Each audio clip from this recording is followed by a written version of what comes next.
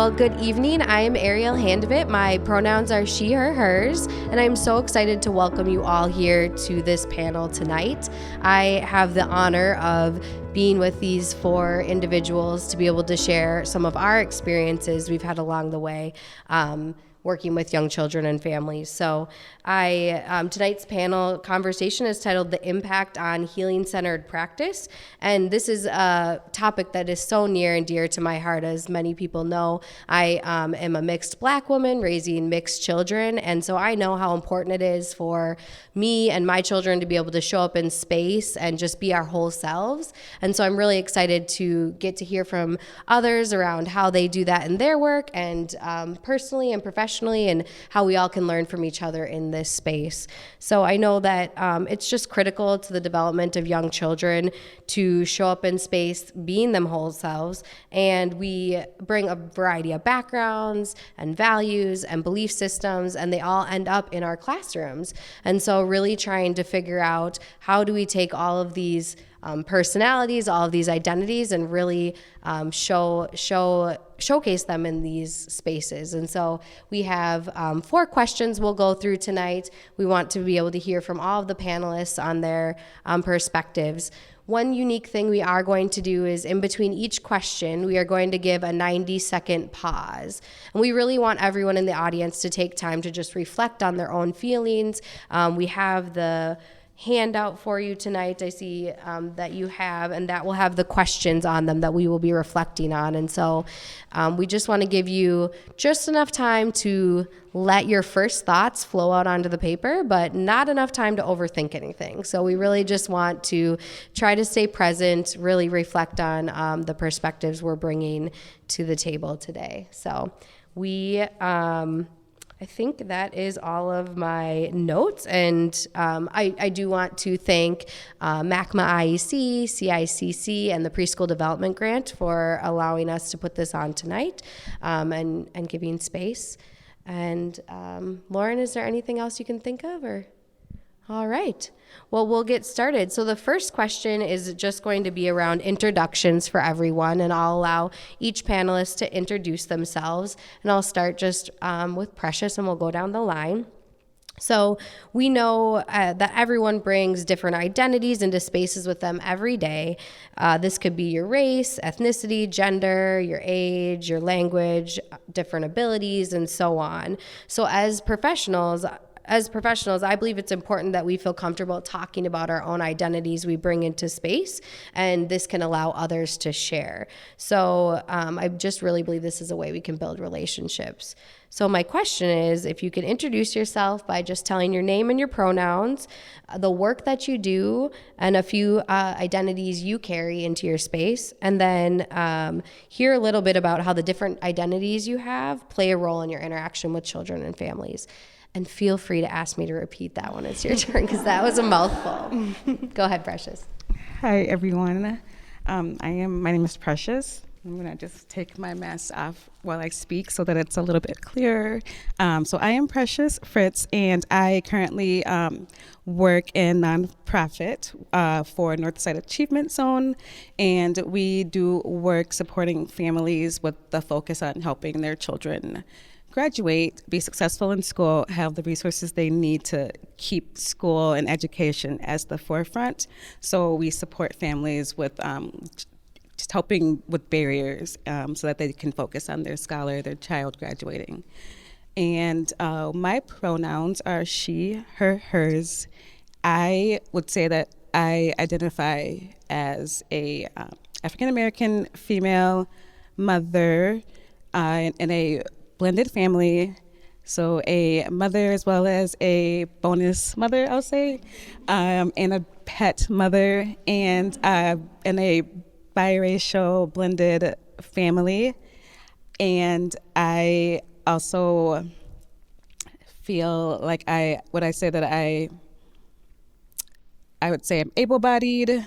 So that's how I would most likely describe myself, and I definitely feel like, a lot of those experiences as we all have our differences, has shaped a lot of what I do in my work, and levels of just like awareness of myself and my space and how I operate in spaces, and just being able to have like an awareness of how that is and how it can be different for people, and just trying to keep that in what I do for work every day, not only for work, but just in life. So. Thank you. Good evening, everyone. My name is Alyssa Vang, and I am a licensed psychologist, currently working in private practice, serving clients with diverse backgrounds and also across the lifespan. I do have some background in working with children when I was at children's hospitals in St. Paul, and when I was also a mental health consultant with the Head Start programs, the Ramsey Action programs in the Ramsey County areas. So my pronouns are she, her, hers. And in terms of identity, as a bicultural and a bilingual individual, I think that I've learned to adapt to situations, and because I exist in two seemingly different cultures, within the context in which I am interacting, my identities are arranged according to that. And so here in this space, I identify myself as an educated professional, a psychologist, a Hmong woman, and a Hmong mother, and also a colleague. I also identify myself as a daughter of refugees. And I think that's really important because sometimes, we may identify ourselves as what's visible to the eye, right? But so our gender and our race is very obvious to folks who might look at you, but we don't know what the rest of it is. So I'm heterosexual, college educated, and in that respect, I feel privileged, right? Because I know that in communities where a lot of folks from the LGBTQ or who aren't educated might not feel privileged. And so there's that aspect of it, but there are also many areas in which I'm not privileged. And I'm extremely cognizant and aware of that. And so the identity of a refugee and a daughter of refugees is one that I often bring to the communities that I serve, especially underrepresented communities or communities that look like me. And so in my professional role, I think it also depends on the families that I serve. So if I'm serving families who are from the dominant community, I recognize that my behaviors and the way in which I interact with them are drawn from the Western social constructs, in that I introduce myself as a professional, and I introduce myself with some level of competency, with some more direct interactions with them. And then when I'm serving clients who are from communities that look like me, especially the Southeast Asian or the Hmong community, I relate to them more in a relational manner. And I introduce myself as either a sister, an older sister, a younger sister, an aunt, or a daughter, depending on the parents that I work with, and of course with the children as an aunt. Sometimes that does differ depending on the environment as well. So when I was in the Head Start programs, of course, I introduce myself by my name because that's what a lot of the students there are used to. But if I was to pull a student and work with them on my own, then I relate to them through the lens of my culture. So I just want to thank MACMA and CICC for having this panel, and for all of you for being here to understand a little bit better about how we can work with the families that we serve. Taking the mask and putting them on. Hi, everyone. It's very nice to be here in person with so many familiar faces. I'm Andrea Martinez, pronouns she, her, ella. And first of all, I just want to echo what all of you had shared. but I do think that identities sometimes are flexible and sometimes can transform as well. In my own personal example, when I got here 6 winters ago, because that's the way I measure the time that I've spent here in Minnesota, by how many winters I've survived. So when I got here, I thought as myself as woman, Mexican, international student.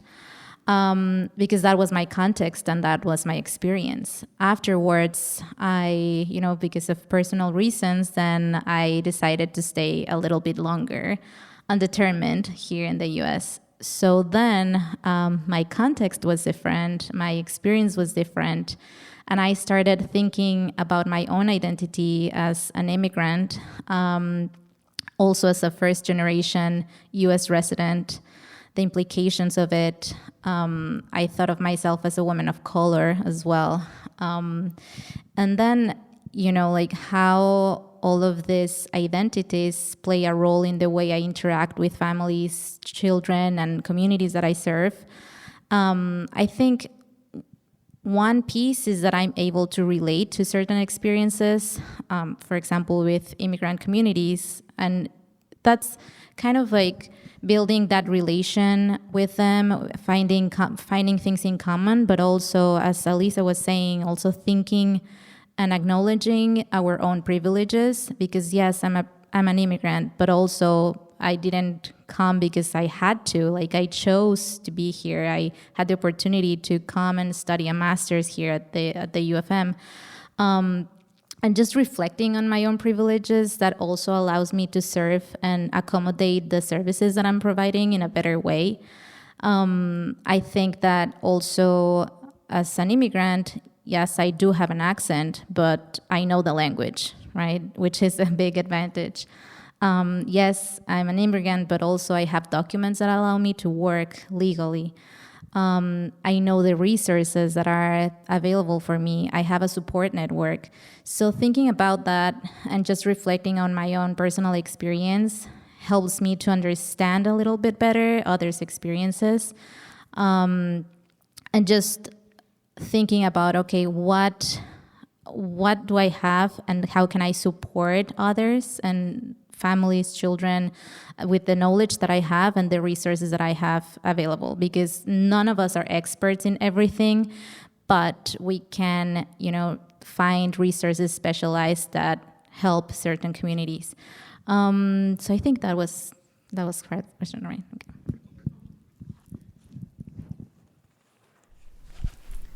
Gosh, I have to follow these lovely ladies. Well, my name is Lucy Littlewolf Arias, and I'm an early childhood educator, and I would say community well-being professional. I've done a lot of different things in my time on this earth, I guess you could say. Currently, I work for Department of Education as their Preschool Development Grant Tribal Nations Lead. So I work on a lot of different projects there. My pronouns are she, her, and hers. I would say I'm multicultural. I'm multi-tribal. I'm Ojibwe and Blackfeet and Latina.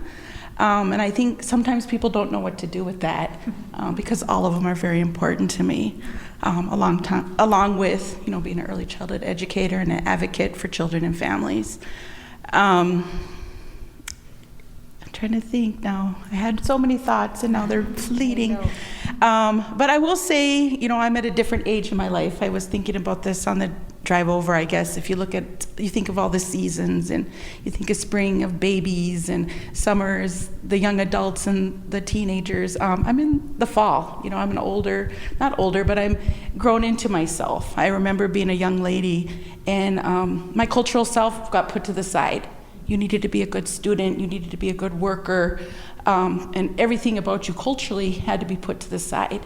But those times have changed. I remember being a young lady and seeing the older Indian women with their beautiful jewelry, and I'm thinking, one day I'll be that woman. So times have changed, and I know young people are given the freedom to be themselves, to be their cultural selves, which was not my experience in northern Minnesota, I'll say it.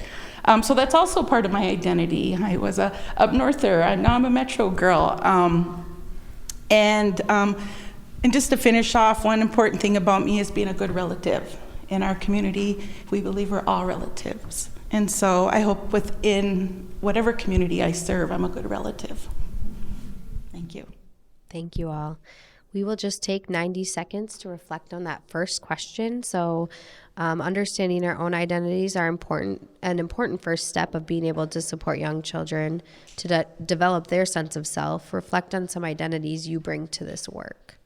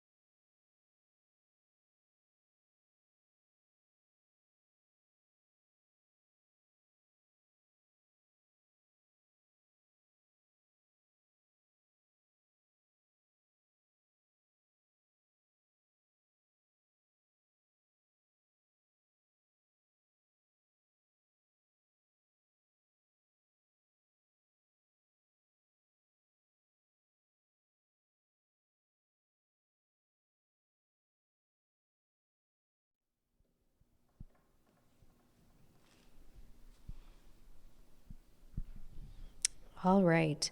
I wrote down just a few of my own takeaways, and I heard the panel say that context and experiences can really affect your identity. And so Andrea talked a little bit about this evolution of our own identities. So I think that's really important to keep in mind as we talk about working with young children and families, that they're constantly evolving. We're all evolving. Lucy, you talked a little bit about how you were having to put your culture to the side for a piece of your life. And I think that feels really relevant to me as well. I felt like that had happened. And so interesting to think about, how do we allow families and children to not have to experience that, if possible, in spaces. We talked a little bit about representation and how much that matters, to see others that really look like you. And then I just heard everyone reflecting on the privileges that we carry as well, and being aware of those in spaces is important to the work. So those were just some of my reflections I wrote down as we took that first 90 seconds. So for question 2, we're going to start with Alyssa. The question is, when we're caring for children, we know that they need to feel safe and secure in environments they spend time in to support their development, the development of their sense of self. So what are some ways you have supported children and families to cultivate a sense of self? Thank you for that question, Ariel. So as a clinician, and a clinician who's trained in attachment theory, I often think about this notion of sense of self, right? And as a bicultural individual, I also have to integrate that lens as well. And so speaking from my bicultural experience and speaking for families who are either immigrants or refugees, I think this notion of sense of self within those cultures is different, in that the sense of self is in connection to the people that are around them.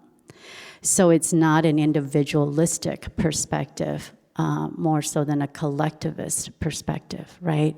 So we don't exist by ourselves. We are so-and-so's daughter. We are so-and-so's wife, so-and-so's sibling.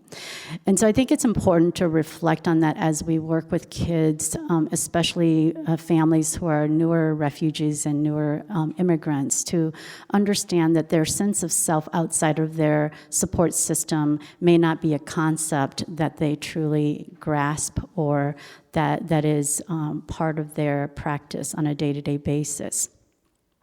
But having said that, though, I think that, this notion of feeling of safety and secure, right, based on attachment theory, is organically rooted in relationships with others. And so it's not foreign to those of you who are working with young kids that these kids do not exist in a vacuum.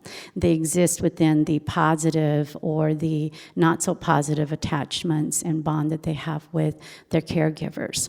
And I think the only difference is that the caregiving support system looks very different for our families who may not be born and raised here.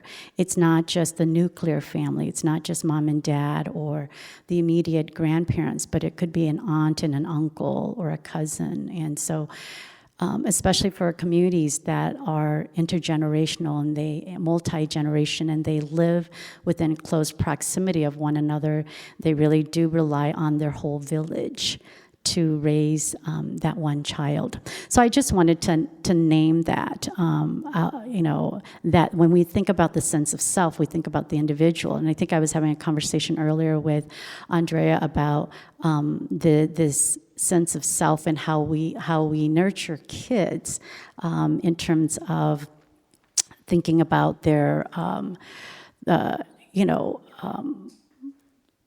how they do things, like developing their cognitive sense of self, right? And supporting them through reading with them. And those are all really important skills that kids have. Is we want to stimulate their cognitive development, their motor development. But for me as a psychologist, the emotional development, the social emotional development is super important within relationships. And so it's important to keep that in mind, the culture in mind. I think that as far as how do I work with individuals and foster this sense of self and keeping in mind this connectivity to their support system, I also want to say that families and individuals in general, no matter who you are, want to be heard, want to be seen, and want to be understood. Right? And so when we're interfacing with families, especially families from disenfranchised communities, they really want to be understood within their framework, within their cultural lens and their practices. And so it's important, I think, that we help them find that voice, that we provide that space so that they can have a voice and so that they can share a little bit about what their cultural practice is around this sense of development and this sense of self and this sense of security.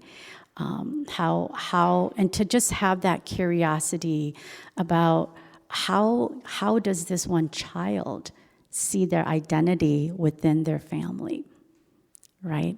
And I'm just reflecting back on my experience in the Head Start programs where I'm in the classroom with a lot of families who are newer immigrants and newer refugees, and it's very difficult if you don't understand the cultural practices and you're trying to teach them reading, writing, sitting still, and social skills to truly understand what it's like for that child to exist within a Head Start classroom as an individual, and then how they exist at home as part of a system. And so I think, there aren't any tips that I can give because culture is so diverse, but I would say that when you're working with families with different identities, it's important to come from a place of authentic curiosity, right? To ask, and the thing is to ask with some background knowledge.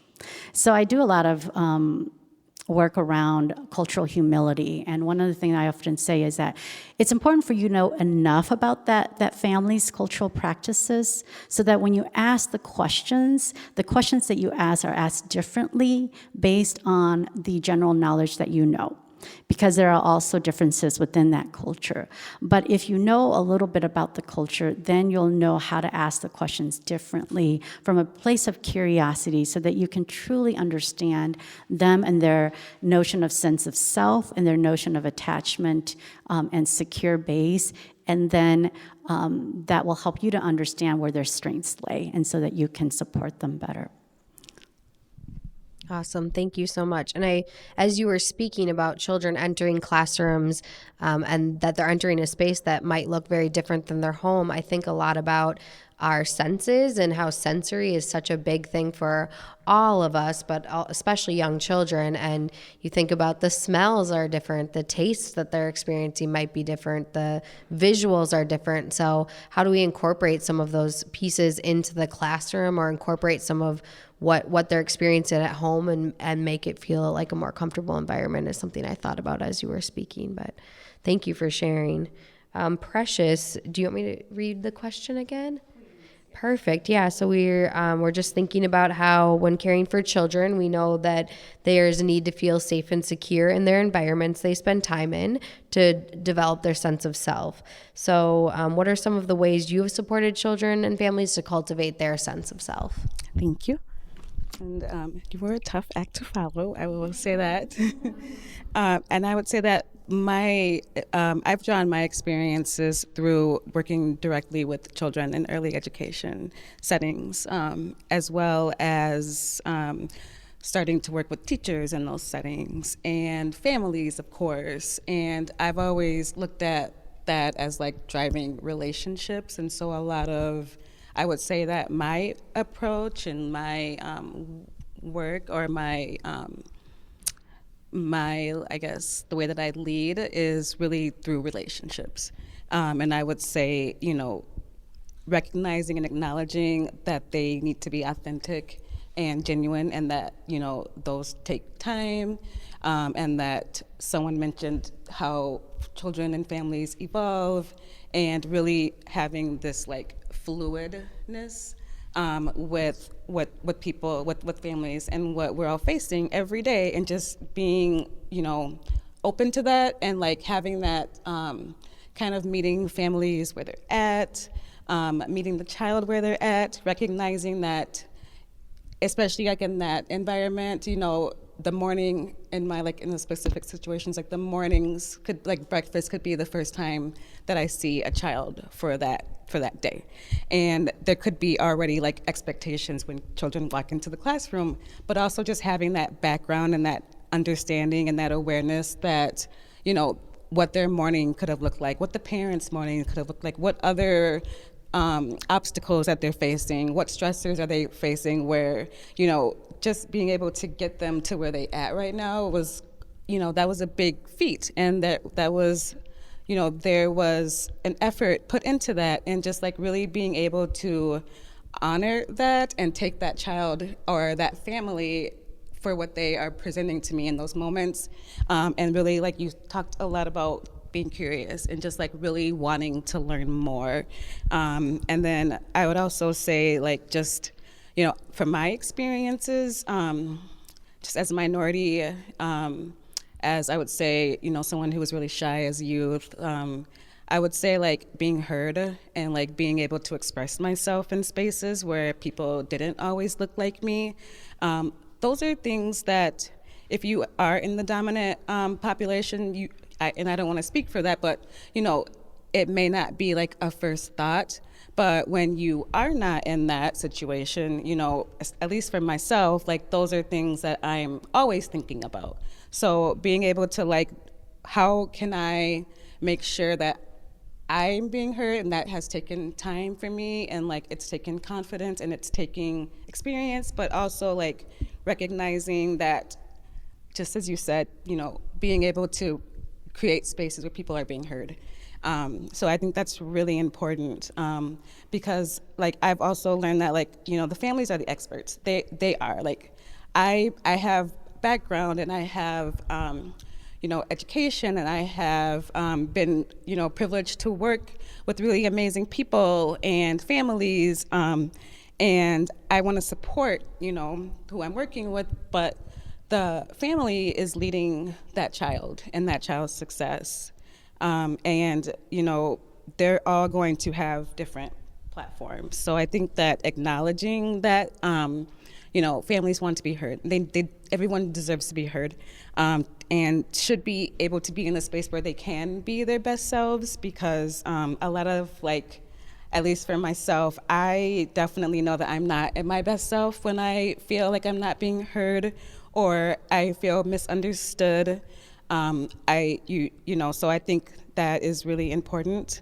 It also comes to like creating comfort. So like I was talking about being relationship based, those are just things that, you're not gonna be able to, overnight, you're not gonna be, expect to be able to have a really personal or challenging conversation with a parent or a child. A child is not going to be really open to you when you don't have, something established with that child. And so like that, it's really important to just think about like those things and not be defeated when maybe things aren't going as we would like them to go.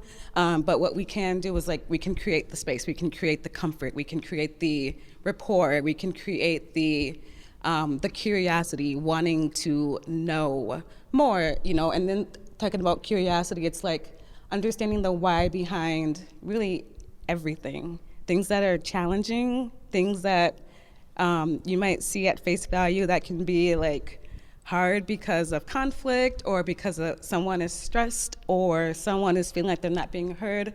Like all of those things come from not feeling, I lost what I was gonna say, not being able to feel like they're being their best selves, basically. So like just being at a space where not everything should be taken at face value. I think that's kind of the point of what I'm trying to say. And just being curious about and being open to knowing that there's so many other factors. Working in early childhood, there's so many different pieces to that. There's obviously the academic readiness, getting kids ready to learn, be ready to be successful in kindergarten and beyond. There's the social and emotional pieces, and a lot of that, unfortunately, is something that tends to get overlooked, especially like in settings where we really want to focus on early academics. But social emotional is so incredibly important, and helping children like with those emotions and even the families. I mean, it's not always easy for adults to manage their emotions when they're dealing with something challenging. So like really being able to help kids not only feel comfortable in those emotions, but help them to name that and to know that it's valid. Like validating emotions is so important. That's gonna help a child feel comfortable and trust and have that trust. And also like, I think it's really important to be comfortable with like uncomfortable situations and recognizing that there is a lot of honor and trust and the vulnerability of situations that come up. So I really, I've always learned and talked about like, we really can't get beyond like this point of like being able to have open dialect without just that initial like relationship or someone being seen as a person. And so I've had to work at that, but I do think that's how I've always like driven myself. And then I will also say like there's a lot that's going on in this world, and when I was working in early childhood education, it was before the pandemic and before a lot of the crises and inflations and things that we're going through right now. And I know like in that setting, it was already a challenge. So I mean, you have how it's been, and there's a lot of work to be done in our field. There's so much work to be done in awareness and education and support with retention and supporting staff and teachers. But that's how it was when I taught preschool, and like fast forward to today, and like my work today is more driven towards supporting the staff that like work directly with families. But a lot of the work is really like crisis, and like people are operating in crisis, people are operating in trauma, and they're still expected to be present and get to work every day and have their child be well behaved. And what does that even mean, like behavior with the child? But it's just just recognizing that we're all, our environment, our profession, our field is experiencing that trauma and that crisis either firsthand or through our families. And I feel like our culture can sometimes be really easy to just kind of like separate that and push it under the rug and still be present, but we can't do that. We can't. We won't go any further. We won't be able to get to that academic piece without, those layers. So I like to stay grounded and like really like look at the foundation, look at this, take a step back. There's those basic needs that need to be met before you can even get to a point where you're ready for more. So, and it doesn't happen overnight. And I know that's so, it can even feel like it gets worse before it gets better. And it's just, if you have that, like, as you all have the passion and you have that care and that, we're going to be part of the change, and we are being part of the change, but we also have to be in a space where the things that we can't control, we can advocate for and continue to use our voices, but we can change the things that we can control. And so I think that, giving platforms to families that need it, and yeah, I would say that's how I'll end it. Thank you. I will take 90 seconds for us to just write down our reflections.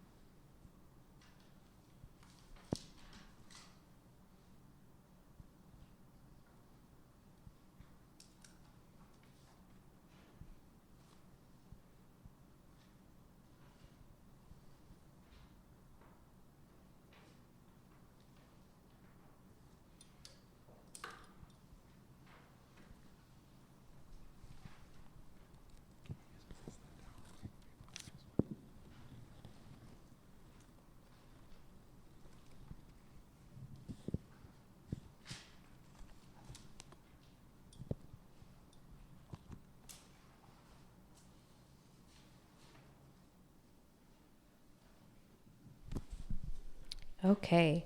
I wrote down a few notes. I was thinking a lot about the sense of self within community and how that can get lost at times in my perspective. So I really appreciate that. And that children do not exist alone. We know that as a grounding principle of infant and early childhood mental health, they develop within the context of an adult. And so remembering that adult might be more than a mom or a dad or a parent, but it could be a grandparent, aunt, or uncle.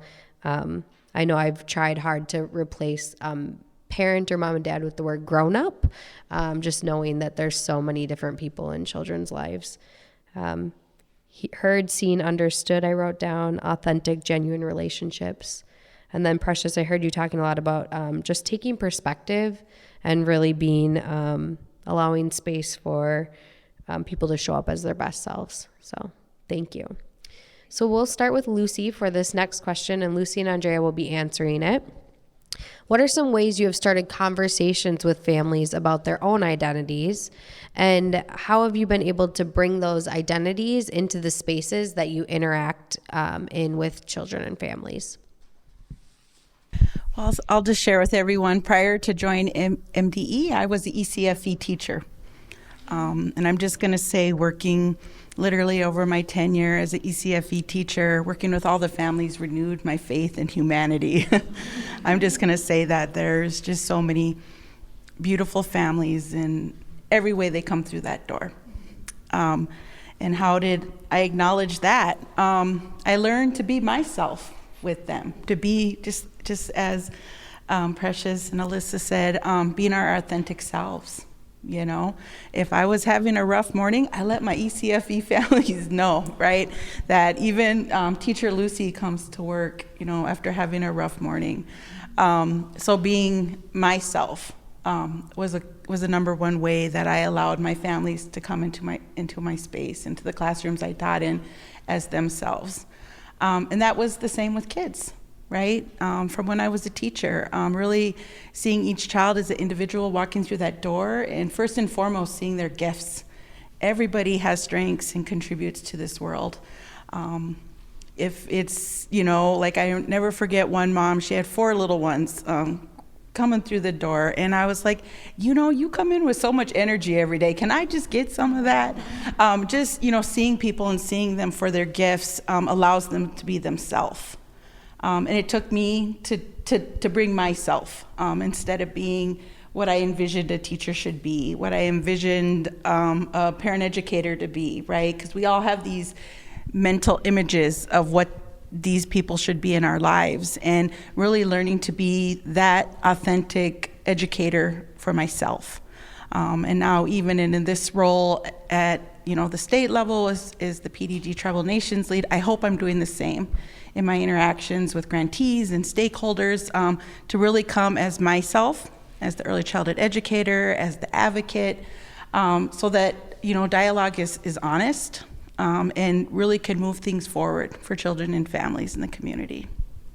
Thank you. Hi again, and I just realized that I didn't share what I do, and I think it's important for you to have a little bit more context about my answers. So currently I work at Fairview, I'm Health Fairview, as a community partnerships manager. I just started a month ago, so I cannot tell you much about it more than I'm still learning. But, doing a lot of community advancement work towards health equity. Before that, I worked at CLUS as a project manager, working with families, children ages 0 to 5, and FFN educators, family, friends, and neighbors. And prior to that, I worked at the Advocates for Human Rights with refugee and immigrants and survivors of human trafficking. So that's where all of these thoughts that I'm gonna try to organize are coming from. And my first thought about talking about identities is that nobody, or at least myself, I'm not gonna talk about my identity if I don't feel safe, if I don't feel that I'm in a safe space. So for that, words matter. What we're saying to the families matter. A simple like welcome, how are you? It's not simple at all. Like the small things matter. Then what they see entering a setting, either if it's a classroom, either if it's a hospital, a school, a public office, that also matters. The welcome in different languages, I always love seeing that, and I feel that that's such a small gesture that at the same time changes the whole environment, right? Thinking about how that relates and like safety to quality. And, in early childhood, I know we have great systems in place, such as Parent Aware that rate quality, but also thinking about what does quality mean for different communities. And you can ask that to your parents, you can ask that to your families, and make sure that you are incorporating that and those concepts into your own system or service that you are providing. I think that that gives them also an opportunity to talk about their own identities, because at the end of the day, what quality means for them, and we did that exercise at CLUS. We literally did a workshop with parents and families about what quality means for them. And, we accommodate their answers to our own program. So that was a way in which we started to talk about, identities and why is this important to you. And it's tied to that is empowerment. I think that, again, like what you say matters, and empowerment is this complex kind of concept, but it can be done with simple things, such as, telling them, like, when I'm asking you something, like, there is no wrong or right answers. You are as my colleagues here were saying, you are the experts of your own experience. You are the expert of your children. And I'm here not to tell you what to do. I'm not here to tell you what's right and what's wrong. I'm here to guide you and provide you resources that might be helpful to you. I think Elise also mentioned something about educating ourselves as much as we can. We often hear a lot about providing culturally appropriate services, but what does that really mean, right? First of all, again, like I don't think anyone should be an expert on everything because that's just impossible, right? But being aware that you might not know things about a certain culture, about a certain community, and you can educate yourself. And that doesn't mean that you are going to get a PhD on that. But educating yourself is literally making a list of the resources available in your community, making a list of people that you know that might know additional resources, and referring families to those resources. The other thing is acknowledging and celebrating the different identities. You know, even working with Latino communities, Latino families, I think we often think as the Latine or Latino or Latinx community as a monolith. And yes, we share a lot of amazing things, such as delicious food and language for most of us, but we also are so different. Like, I'm married to a Venezuelan guy, and I'm telling you, the first 3 months was about, like, what did you say? Like, it's literally so different. So just acknowledging that and looking for ways in which you can create that conversation with your families, it's also important. My favorite kind of like icebreaker or question with my families was like, what was your favorite candy as a kid? Because that was such a fun answer. And then that kept them going to talk about, oh my God, I know that too. Or what was that? What is that? So just finding those little ways in which you can connect with families, but also ways in which they can connect with each other, which I think it's also very important. And I think, I'm sorry if I don't remember who said this, but also about like feeling comfortable about having difficult conversations.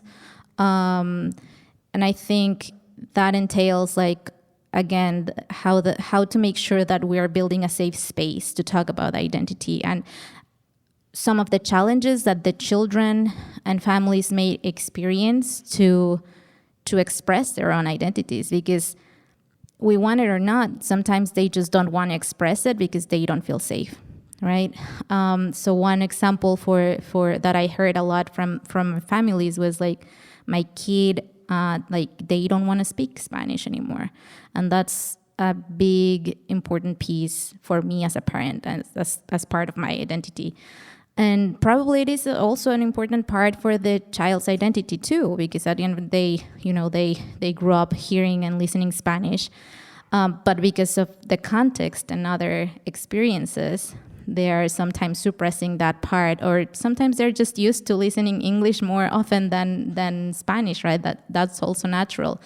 But having those conversations, and again, telling them that there's no right or wrong answer, and the fact that their child doesn't want to speak Spanish is not that they don't, it's not bad or wrong, but it helps to provide information about, for example, the benefits of being bilingual, right? So we know that they develop the brain in a different way. We know that they strengthen their socio-emotional abilities, cognitive abilities as well. So just providing that, again, like guidance, and then starting that conversation. And more often than not, the parents and the families are often the ones who give each other advice and have the best answers most of the times, at least in my experience. So yeah, I think that was it. Thank you. I will give us all 90 seconds to reflect on that question.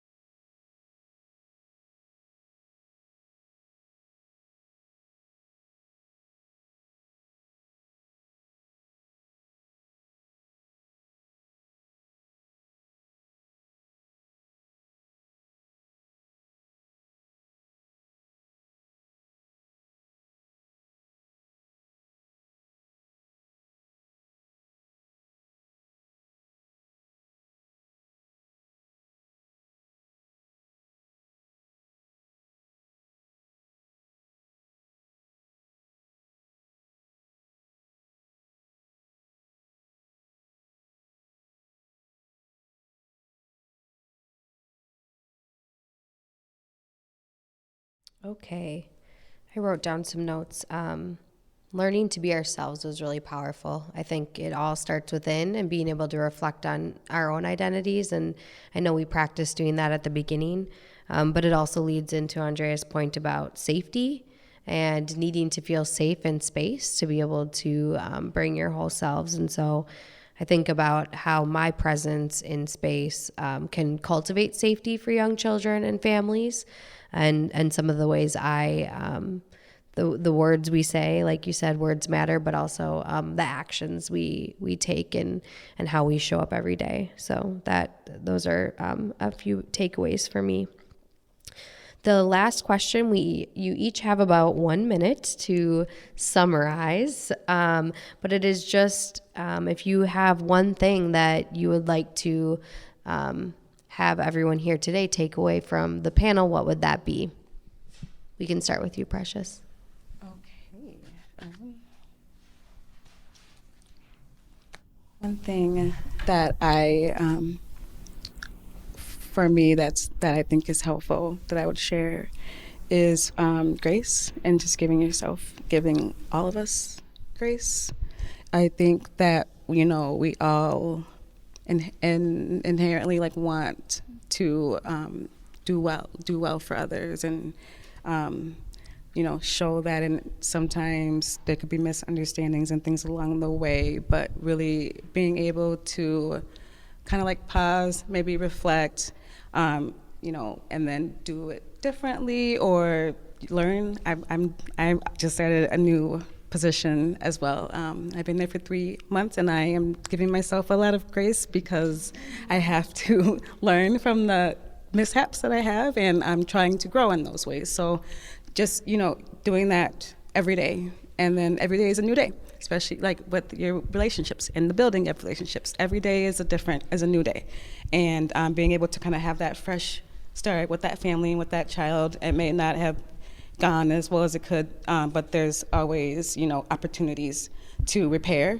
and grow. So I would say, I just think grace is what you all owe yourselves, and we all deserve it. All right, 1 minute. Gosh, I have so much on my mind here. So much to say. I just want to say one more thing before I go into that, because what Precious said earlier really kind of triggered a thought in my mind, and I think it would be in my heart if I didn't share it. When she talked a little bit about, something that reminded me of resilience. And I think for me, I came to the States when I was 7. And what I think helped me to have a better sense of self, right, because that was our question, was being able to share a piece of my culture with the dominant culture. And so in the 80s, where we were newer refugees and I was still learning the language and still trying to figure out how to adapt to this country, I was able to share a little bit of what I did during recess time, like play, what I did as considered to be as play for my culture. And so I often say that my generation is the most resilient generation of the Hmong, because we were able to straddle both cultures, and we were also able to speak both languages. And so I think that's what you said about, retaining that really just struck a chord with me, because I was introducing to the students from the dominant culture a piece of me, such as playing with rocks, which is our version of jacks, and playing with the rubber band jump rope, which is our version of the jump rope. And then at the same time, I was able to play tetherball in 4 squares. And so I think that that's really important, right, as we're thinking about the self. But anyways, I can ramble, so I'm going to stop. My final thought is that I think our cultural practices are such an important part of who we are, of how we interpret the world, of how we see the world and make meaning of the world. And so I think that's important to always be mindful of when you're working with families, is what do they see as their identity, and how does that integrate their culture? Just so that we're not minimizing and invalidating their cultural experiences. Because I know that in an educational system, we as teachers, as providers, are charged with making sure they meet all of the standards of their development, right? And so we're inundated with paperwork and having to make sure that we are teaching what the Western standards are expecting us to teach. And sometimes that may invalidate the way in which that child is learning, that may invalidate the way that child studies. And so, I hear often where teachers might say, oh, this child is too dependent. But when we talk about that, are we interpreting that through our own lens?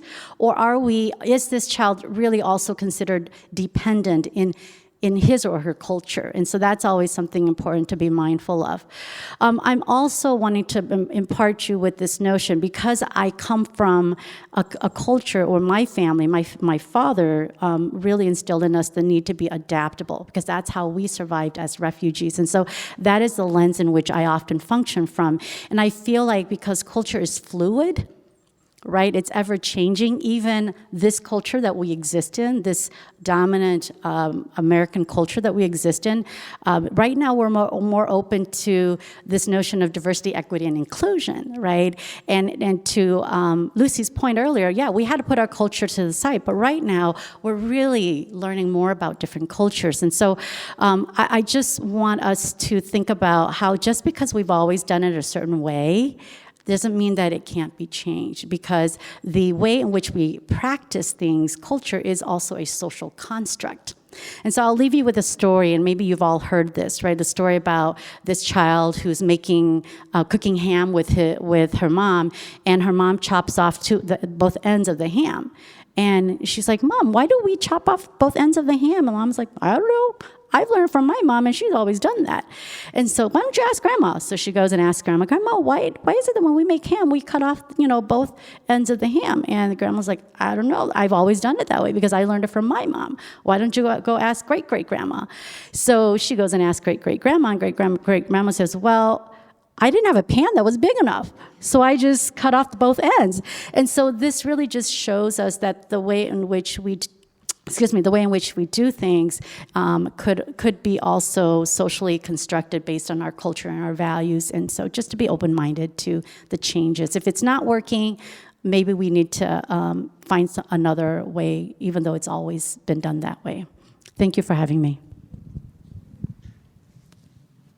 I love that story. For me, it's just reminding ourselves that each of us can find different ways of empowering families and children and allowing them to be and to express their identities. Again, like for me, a key piece is how can I make this space, either if it's virtual or either if it's in person, a safe and welcoming space, and how can I engage families to have an active role in the programs that I'm designing or implementing. I think that that's also a key piece for me.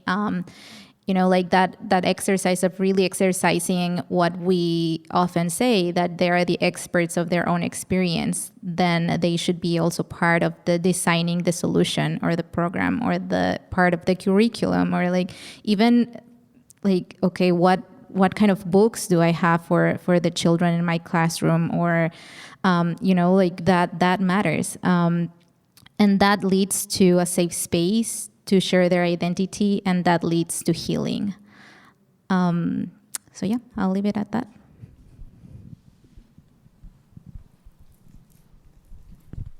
Gosh, I have so many thoughts. 1 minute. But I was really thinking a lot about, especially educators or social workers, or just the power of being observant. I think we all work in spaces where we need to be a little bit of a researcher, to observe and document. And that's important because each child or each family enter a space with their own rhythm or their own ways of being in spaces. And if we can slow down and just take our time, I think Precious was saying that a lot, about really taking that time and to see the differences, or even not even differences, just seeing everybody operates a little bit different in this world. And when we do that, will really begin to see their gifts and their contributions to this world. I'll never forget one mother I worked with. She always just sat off. And in ECFE, we want the families on the floor with the kids. And she really sat off. And my co-teacher's like, well, you're going to really have to encourage this mom to get down there. But I started observing her. And what I observed is she was very intentional when she engaged with her kids, that she was watching her own kids to know when was the best time to interact with them. And if I hadn't done that, I may have not been able to see her gift as a mother. So I really think it's important that we slow down and observe and really look for those contributions and those gifts from each person. Thank you. I will give us 90 more seconds to just journal and finish our final reflections on the last question.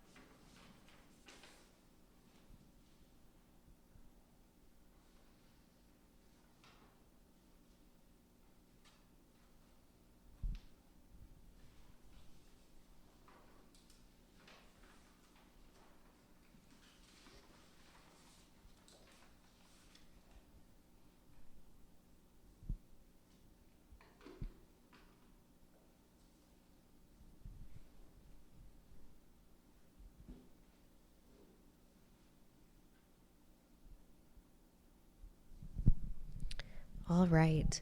I'm just reflecting on my own experience, and I'm always humbled and honored to be in space with such intelligent people learning so much. And I think early childhood lends itself to us all being lifelong learners and growing together. And so thank you all for sharing your expertise and allowing me to take in the knowledge. And I feel like be able to use that tomorrow in my work as I continue to grow. So we appreciate everyone being here tonight. Thank you.